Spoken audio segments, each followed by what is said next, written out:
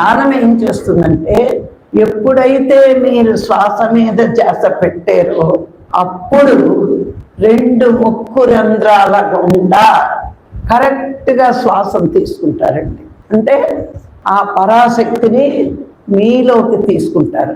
తీసుకోవడం వల్ల లాభం ఏంటి? అలా 2 ముక్కు రంధ్రాలు ఉంటారు. ఏంటి అంటే, మీరు లలితా సహస్రంలో వింటారు, మానవ జన్మ వచ్చేటప్పటికి సుషుప్న నాడిలో ఉండాలనే శక్తి దాగి ఉంది. 3.5 చుట్లు చుట్టుకుని ఉండాలని ఆ శక్తి అక్కడే ఉండిపోతే మనం రోజు తీసుకునే శ్వాస మన ఇంద్రియాలు పని చెయ్యడానికి మాత్రమే ఉపయోగిస్తాయి. మిగతాది ఏది కూడా పని చేయదు. మేధస్సు పెరగదు, మనస్సును శూన్యం చెయ్యదు. మనసును శూన్యం చెయ్యకపోతే లోనున్న ఆత్మ నీకు దర్శనం కాదు. మీకు ఒక చిన్న ఉదాహరణ చెప్తాను.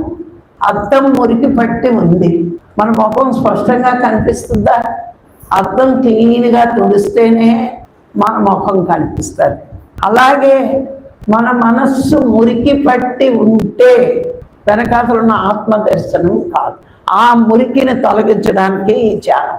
అయితే విశ్వశక్తి కావాలి క్లీన్కి. అప్పుడు మాత్రమే, ఎప్పుడైతే శ్వాస ద్వారా నీ పరాశక్తి లోనికి ప్రవేశిస్తుందో అప్పుడు మూలాధారంలో ఉన్న శక్తిని టచ్ చేస్తుంది. అదే ఆత్మ అంటాం, అదే లలితమ్మ వారు అంటాం.